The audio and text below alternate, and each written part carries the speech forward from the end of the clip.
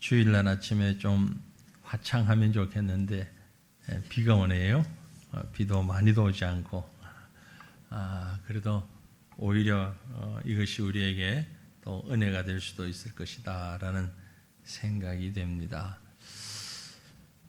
우리가 하나님의 자녀가 되는 그 순간부터, 태어나면서부터든 나중이든 하나님의 자녀라고 생각되고 인식되는 그 순간부터 평생토록 세상을 떠날 때까지 실천하고 배우고 실천하고 해야 하는 것들이 몇 가지가 있습니다. 그죠? 오늘도 보니까 태어나서 처음 교회에 나온 아기가 있는데 예배를 드리는 거죠. 교회 출석하고 예배 드리는 일, 기도하는 일, 찬양하는 일, 감사하는 일, 뭐 이런 일들은 우리 평생 주님 앞에 가는 순간까지 해야 하는 일들인데 그 중에서 결코 빠져서는 안 되는 게 있습니다. 그게 뭘까? 뭐라고 생각하세요? 여러 가지가 있습니다. 꼭 정답, 제가 드리는 것만이 정답이 아니고 여러 가지가 있지만 그 중에 하나는 순종이라는 생각이 듭니다. 순종. 18세기 영국의 목사이면서 기독교 저술가였던 유명한 앤드류 머리라는 사람이 있습니다. 이 앤드류 머리라고 하는 사람이 그런 얘기를 했어요. 예수를 믿는 그 순간부터 우리는 순종학교에 입학한 것이다. 예수를 믿는 그 순간부터 순종학교에 입학했다. 참 의미 있는 표현이다라고 생각이 됩니다. 하나님 앞에서 순종이라는 그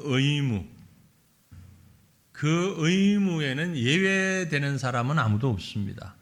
육신을 입고 이 땅에 오신 예수님도 순종에는 예외되지 않고 절대적으로 순종하셨습니다. 히브리서 5장 8절 이후의 말씀을 보면 그가 아들이시면서도 받으실 고난으로 순종함을 배워서 온전하게 되었은즉 자기에게 순종하는 모든 자에게 영원한 구원의 근원이 되셨다라고 했어요. 예수님이 우리에게 보여주신 것이 순종이고 우리가 예수님을 보면서 따라해야 할 것이 순종이고 그래서 그 결과는 구원이다 라는 아주 중요한 말씀을 하고 있는 것입니다. 그럼에도 불구하고 주저하며 이런저런 변명하며 부르심을 피하려고 했던 모세를 우리가 지난 3주에 걸쳐서 오늘 4주째죠. 아직도 또 출애굽기입니까? 또 모세입니까?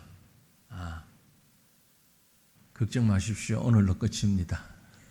아니 영원히 안 하겠다는 얘기는 아니고 다 몇 년이라도 하겠지만 이어서 지금 똑같은 제목으로 모세를 얘기하는 건 일단 네 번째로 정리를 합니다. 요즘 길면 인기가 없다고 그러더라고요. 뭐든지 길면 인기가 없대요. 그래서 드라마도 짧게 한대요. 그래서 설교도 강해도 길게 하면 안 되니까. 하나님께서 그렇게 부르셨음에도 불구하고 변명하며 부르심을 피하려고 했던 모세. 결국은 하나님께서 모세를 설득하셨고 모세는 순종이라는 새로운 과목을 배우기 시작합니다.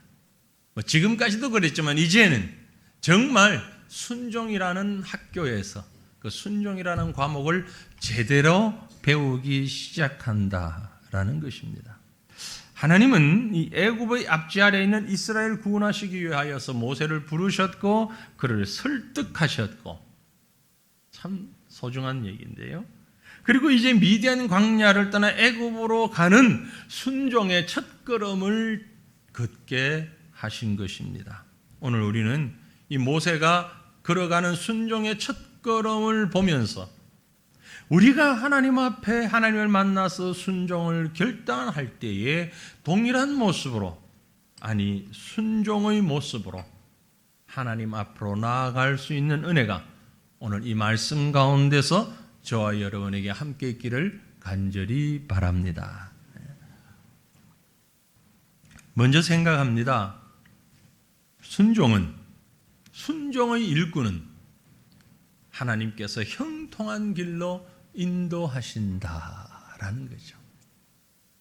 우리가 순종하는 일꾼 될 때에 하나님은 우리를 형통의 길로 인도하십니다. 우리가 하나님의 말씀에 순종할 때 하나님은 아주 보편적으로 우리에게 형통이라는 길을 인도해 주십니다. 보편적으로라는 말을 여러분 흘려듣지 마시길 바랍니다. 경우에 따라서는 우리가 순종할 때에 정말 엄청난 역사가 활짝 열리는 듯한 일도 있긴 하지만 또 어떤 경우에는 우리가 순종할 때에 엄청난 고난의 파도가 밀려올 수도 있지만 그러나 보편적으로는 우리가 순종할 때에 하나님께서 형통의 길을 열어주십니다. 누구에게 이렇게 그건 우리의 선택이 아니라 하나님께서 우리에게 맞도록 하시는 것이죠. 대부분의 경우, 아니 모든 경우 하나님은 하나님의 뜻을 계획해 놓으시고 그 일을 이루어 가시기 위하여서 저와 여러분을 인도하시고 우리에게 순종의 길을 요구하시기 때문에 그렇습니다. 우리가 본문 말씀을 보면서 모세의 경우에는 바로 어떤 모습으로 인도하는가 하는 것을 생각해 볼 수가 있는데요. 모세가 순종의 첫걸음을 디딜 때 어떤 일들로 하나님께서 그의 길을 형통케 인도하셨는가? 먼저 아주 아름다운 이별을 순종의 일꾼에게 준비해 주셨습니다. 아름다운 이별이죠. 본문 18절 말씀을 보면 모세가 그의 장인 이드로에게 돌아가서 그에게 이르되 내가 애굽에 있는 내 형제들에게로 돌아가서 그들이 아직 살아있는지 알아보려 하오니 나로 가게 하소서. 이드로가 모세에게 평안히 가라 하니라. 아주 단순한 말씀 같지만 이 말씀은 쉽지 않은 말씀입니다. 모세가 이드로와 함께 광야 몇 년을 지났어요? 약 40년이에요. 거의 40년을 함께 있던 그 집에서 이제 부모잖아요. 장인이니까 부모에게 이제 우리가 가야 합니다.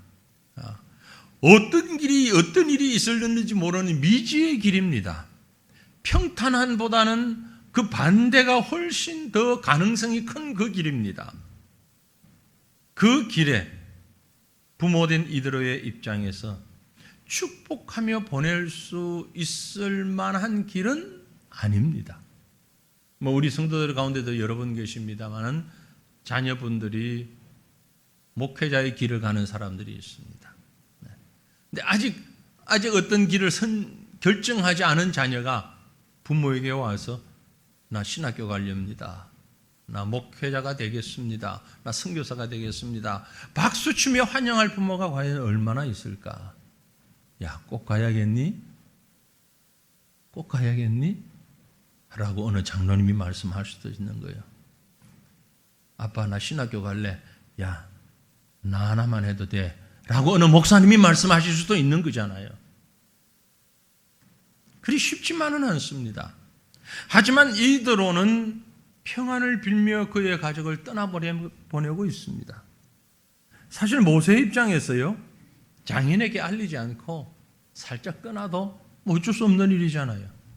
하나님의 명령 받았는데. 하지만 모세는 자식으로서의 인간적인 도리를 다하고 있다고 보는 것입니다. 하나님의 명령을 받았지만 하나님보다 더 큰 자의 명령이 어디 있습니까? 그럼에도 불구하고 육신의 부모에게 고하고 있는 모습이죠. 허락을 받는 것이 아니라 하나님께서 내게 나타나셔서 그 과정을 설명을 했겠지요. 그래서 내가 우리 형제 있는 곳으로 가야 합니다. 가끔 보면 제가 왜 이 말씀에서 멈추었는 거 아닌가? 가끔 보면 우리 가운데 신앙은 좋은데 삶의 모습이 전혀 상식적이지 못한 사람들이 가끔 있어요.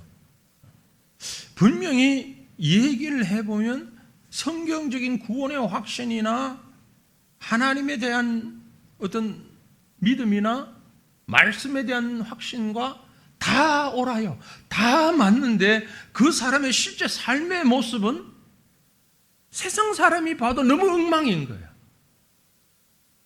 너무 비상식적인 삶을 사는 이런 사람들이 종종 있습니다. 결코 바르지 않습니다. 사실 그분의 신앙은 바른 신앙이 아니에요. 바른 신앙을 가진 사람은 세상에서도 아주 뛰어나진 못한다 할지라도 그래도 상식적인 그런 선은 지킬 수 있어야 되는 것입니다. 이것이 순종하는 자의 모습이에요. 물론 때에 따라서 하나님께서 특별한 상황에서 아주 기본적인 도리를 뛰어넘는 일을 시키실 때가 있습니다.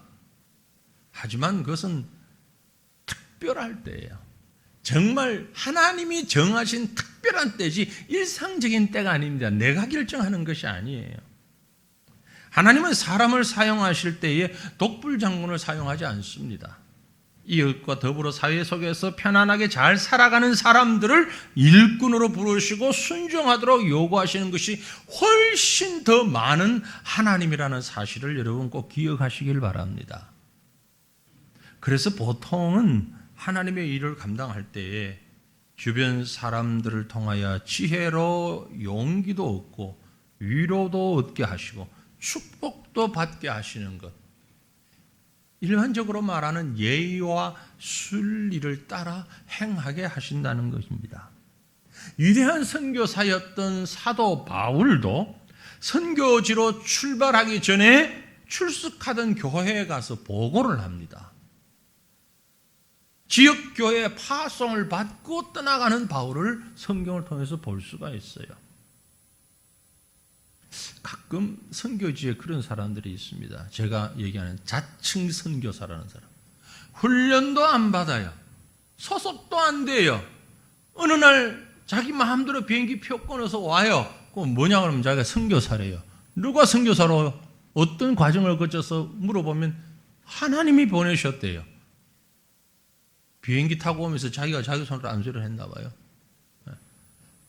그런 분들 가운데 참 심각한 문제를 일으키는 분들이 많이 있거든요.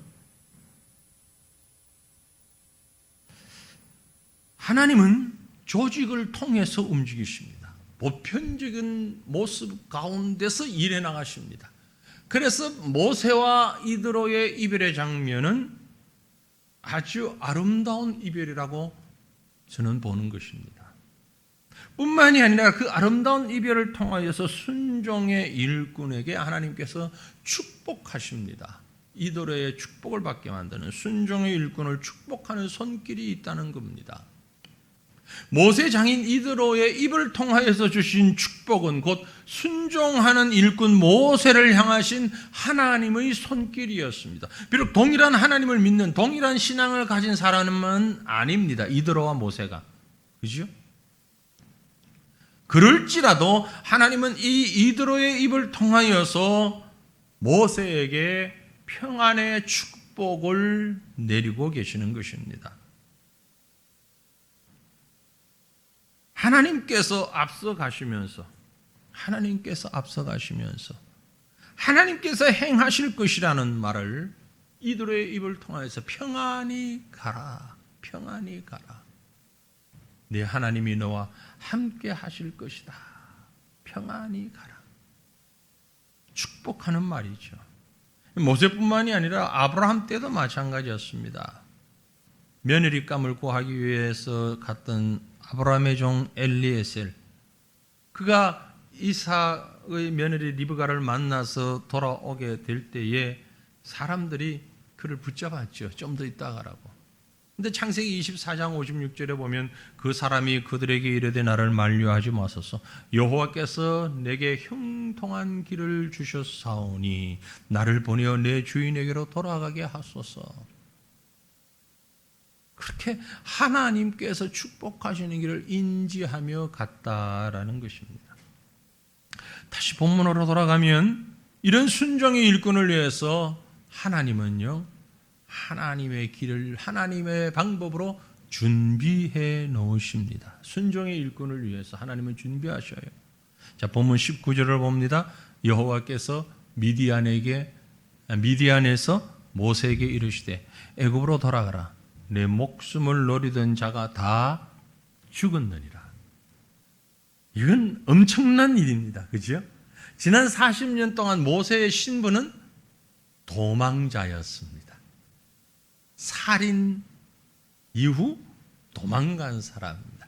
요즘 말로 얘기하면 이제 공소시효가 다 끝났고 뿐만이 아니고 그때 모세를 향해서 이를 갈던 모세를 알던 대부분의 사람들이 세상을 다 떠났다는 얘기예요. 그래서 이제 모세 그러면 서적을 뒤져야 알 수 있을 만큼 누구지? 잘 모르는 상황. 하나님이 그렇게 만들어 놓으신 거예요.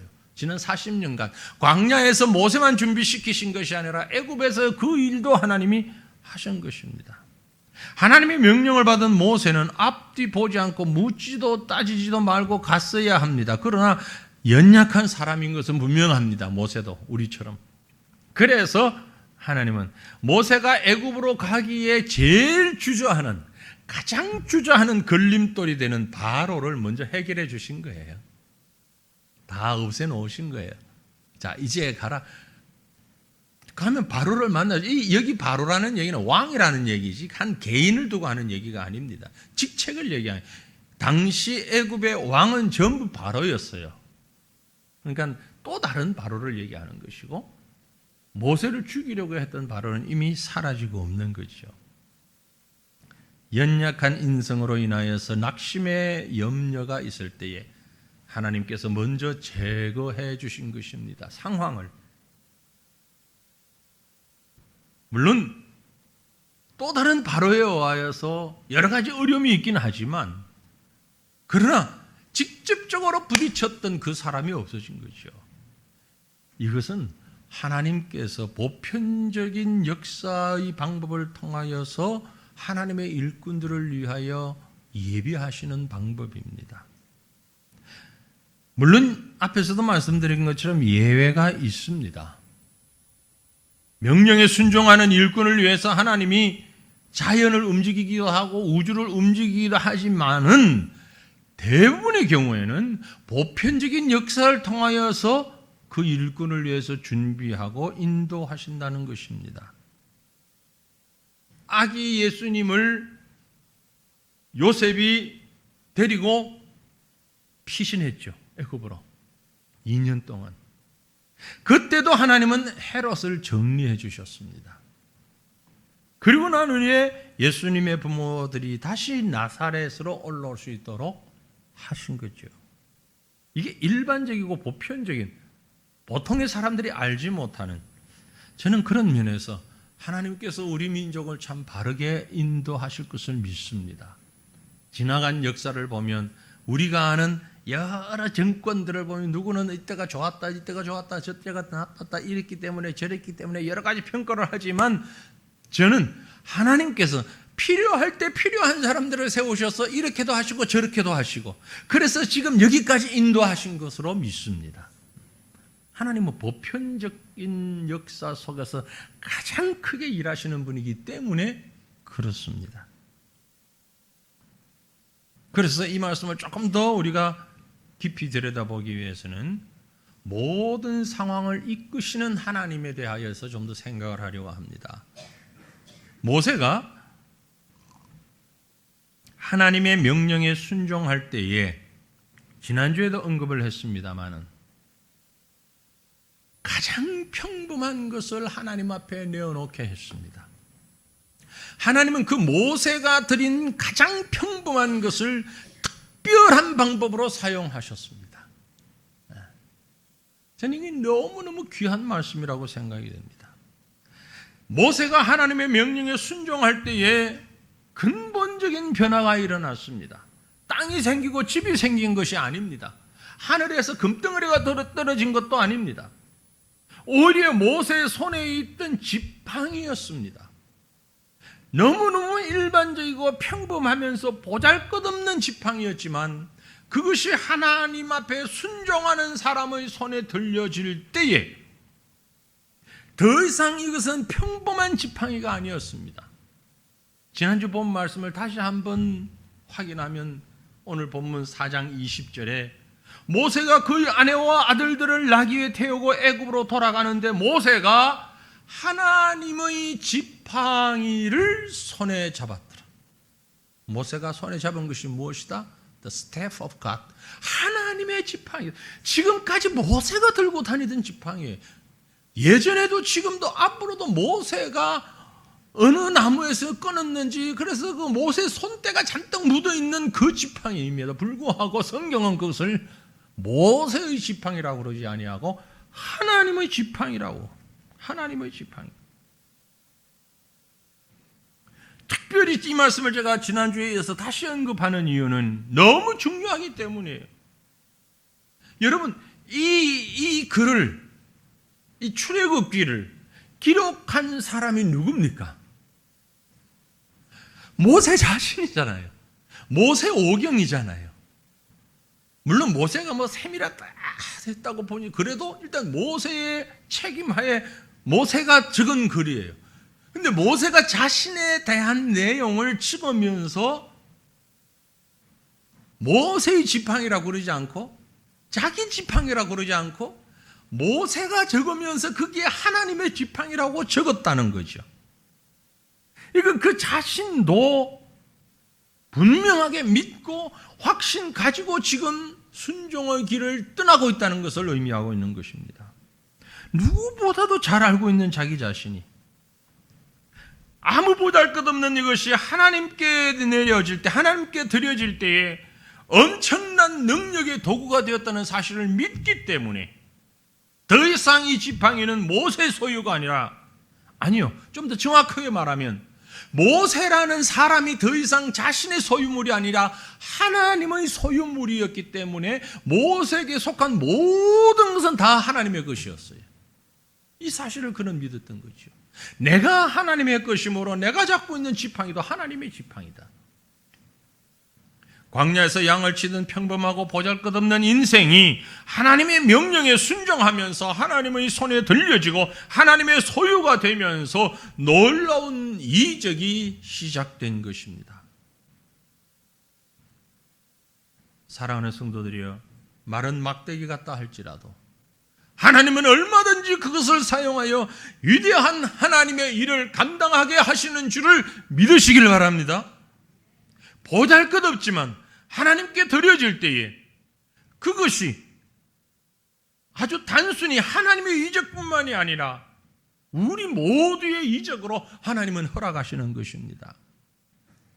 그래서 본문에 이어지는 21절 말씀을 보면 여호와께서 모세에게 이르시되 네가 애굽으로 돌아가거든 내가 내 손에 준 이적을 바로 앞에서 다 행하라. 참 재미있는 표현이잖아요. 내가 너의 손에 준 이적. 뭐 지팡이를 던져서 뱀이 됐던 사실, 그죠? 손이 나병이 됐다가 나았던 사실, 나일강 물이 피가 되었던 사실 대표적으로 기록되어 있지만 그 모든 이적들을 내가 너에게 준 이적이라고 표현하고 있다는 거죠. 하나님의 손에 들려진 내가 드린 그것은 이제 다시 내 손에서 하나님의 이적으로 나타나는 것입니다. 곧 순종의 일꾼은 하나님의 이적의 통로가 된다는 엄청난 말씀을 하고 계시는 거예요. 내가 드린 재물, 내가 드린 지식, 내가 드린 능력, 내가 드린 헌신, 이 모든 것이 하나님은 그대로 사용하셔서 놀라운 이적을 행하시는 전능하신 하나님, 이라는 사실을 순종의 일꾼은 믿고 나가야 하는 것입니다. 그런데 또 다른 한편으로 보면, 또 다른 한쪽 면을 보면, 우리 영화나 드라마를 볼 때 이 장면이 나오다가 갑자기 다른 장면이 나오잖아요. 성경에도 그런 게. 또 다른 장면을 보면 바로가 가진 애굽의 왕조가 가진 죄악을 그대로 두신 하나님의 모습을 볼 수 있습니다. 좀 우리 생각 같으면 말이죠. 하나님이 이런 노친네 모세를 불러서 쓰시려면 애굽 왕조가 형편없이 아주 지금 붕괴 직전에 몰려 있었다면 얼마나 쉽겠어요. 쫙 들어가면서 마치 이스라엘 백성이 가나안을 점령해 들어가듯이 쭉 들어가면 더 쉬웠을 것인데, 이쪽 다 반대편에서 하나님은 바로가 가진 죄악을 그대로 두십니다. 아니, 오히려 더 강하게 만들어 놓으십니다. 모세의 드림을 사용하신 하나님은 바로의 완악함도 그대로 사용하셨습니다. 모세의 순종을 사용하신 하나님이 바로와 애굽의 불순종도 사용하셨습니다. 모세가 보여준 이적에도 불구하고 애굽 왕 바로의 마음은 쉽게 요동하지 아니할 것이라는 것을 알았고 모세에게 먼저 말씀하십니다. 그걸 얘기 먼저 해주셔요. 아까 봤습니다만 21절 말씀 다시 보면 여호와께서 모세에게 이르시되 내가 애굽으로 돌아가거든 내가 내 손에 준 이적을 바로 앞에서 다 행하라. 그러나 내가 그의 마음을 완악하게 한즉 그가 백성을 보내주지 아니할 것이다. 야, 쉽지 않은 일이야. 그 말이야. 내가 그 마음을 완악하게 했다. 여러분 오해하지 마시길 바랍니다. 하나님께서 바로의 마음을 악하게 만들어 놓으셨다 그런 뜻이 아니라, 이 말은 하나님이 사람의 마음을 의도적으로 나쁘게 만드셨다는 말이 아니라 완악한 마음을 그대로 버려두셨다는 얘기예요. 손대지 않고 가만히 뒀다는 얘기예요. 사람의 마음은 하나님이 손대지 않고 가만히 두면 어느 만큼 악해질는지 모를 만큼 악의 악을 거듭해서 강악으로 가게 되어 있는 거예요. 우리가 왜 이 정도 지금 대충 악하고 마냐면 하나님께서 손대 주셨기 때문에 그런 거예요. 아닙니까? 여러분 대충 악한 거 아니에요? 우리 사실 악하지 않아요. 죄인이잖아요. 그런데 연쇄살인범도 아니고 우리가 뭐 뉴스에 나올 만한 대단한 죄인은 아니잖아요. 그게 내가 잘 착해서가 아니라 하나님이 어느 정도 만져주셨기 때문이에요. 가만히 두면 그렇게 되는 거예요. 사람들은. 이 말씀을 로마서에 보면 정확하게 표현하고 있습니다. 로마서 1장 28절에 또한 그들이 마음에 하나님 두기를 싫어하며 불신자들이, 이방인들이, 하나님을 믿지 않는 사람들이 그 마음에 하나님 두기를 싫어할 때에 하나님께서 그들을 그 상실하는 마음대로 내버려 두신 거예요. 바로를 완악하게 했다라는 얘기는 바로가 악한 마음을 가지고 있는 걸 내버려 둔 거예요. 하나님이 막 부축해서 더 악하게 만든 게 아니고, 우리 속에 있는 죄는 가만히 두면, 내버려 두면 그렇게 완악하게 되는 거예요. 왜 하나님이 그대로 두십니까? 우리에게 경고하시기 위해서입니다. 하나님의 사람들을 만드시기 위해서입니다. 무슨 경고를 하시기 위해서요? 죄에 대해서는 심판하시는 하나님이라는 사실을 우리에게 보여주시기 위해서. 하나님이 용납하셨기 때문에 그 죄가 책임이 하나님께 있는 게 아니에요. 처음부터 하나님을 거역하고 그 마음에서부터 하나님을 싫어하고 하나님을 마음에 두기를 싫어하였기 때문에 그 죄에 대한 심판은 하나님이 하시는 것이고 죄에 대한 책임은 죄인에게 있는 것이에요. 이어지는 22절로 23절 본문 말씀 보면 너는 그래서 바로에게 이르기를, 그 완악한 바로에게 가서 이르기를, 여호와의 말씀에 이스라엘은 내 아들 내 장자다. 얼마나 참 포근한 말씀인지, 위로가 되는 말씀인지. 이스라엘은 내 장자다. 그래서 내가 네게 이르기를 내 아들을 보내주어 나를 섬기게 하라 하여도 내가 보내주기를 거절하니 내가 내 아들 내 장자를 죽이리라. 이미 우리는 알고 있죠. 앞으로 일어날 일이지만 우리는 성경을 통해서 알고 있습니다. 10번째 재앙이 장자를 죽이는 재앙이잖아요. 하나님은 그것까지 이미 다 알고 계셨어요. 네. 그러면서 모세를 보내시면서 이스라엘이 내 장자다, 내 큰아들이다. 그러기 때문에 내가 장자를 죽여서 너희들을 데리고 올 것이다. 이스라엘이 하나님에게 특별한 존재라는 것입니다. 왜 우리가 순종해야 되느냐? 하나님이 왜 우리를 선택하셨느냐? 우리를 통해서 하나님이 하시고자 하시는 일이 무엇이냐? 하나님의 장자, 하나님의 아들, 하나님의 자녀들을 하나님의 일에 합당하도록 이끌어 가시기 위하여서 저와 여러분을 선택하셨고 순종의 일꾼들을 선택하셨다는 사실, 여러분 믿으시기 바랍니다. 하나님 그 일을 위해서 모세를 부르셨어요. 그래서 우리 하나님은요, 이 일을 해야 되기 때문에 앞으로 어떤 일들이 일어날지를 다 알고 계시잖아요. 10가지의 재앙까지도, 장자의 죽음까지도. 그래서 거기에 필요한 것이 꼭 있었는데 순종하는 일꾼에게 필요한 것이 있습니다. 그게 뭘까요? 온전한 순종이에요. 순종의 일꾼을 온전케 하십니다. 다른 말로 얘기하면 순종의 일꾼을 성숙시키십니다. 믿음으로 온전케 하신다는 얘기예요. 왜 갑자기 순종에게 또 온전이라는 말이 연결이 될까? 성경을 읽다 보면 여러분이 얼른 이해하지 어려운, 이해하지 못하셨던 부분이 나올 겁니다.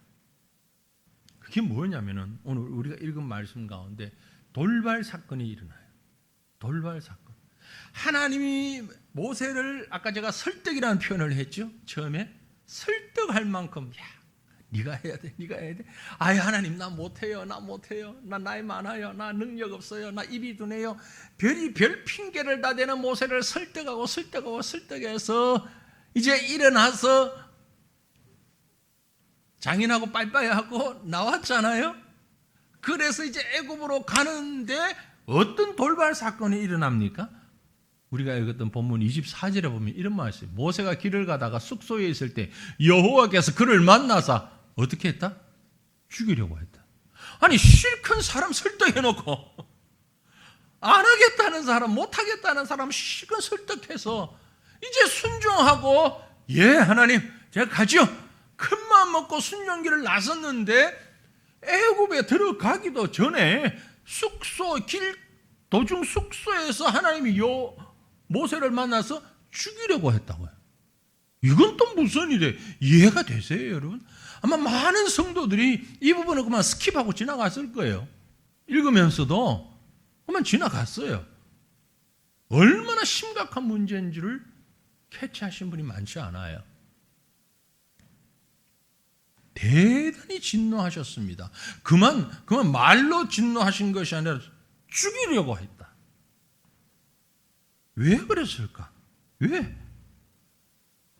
이 엄청난 사건의 발단은 모세 아들들에게 할례를 행하지 않은 일 때문에 그렇습니다.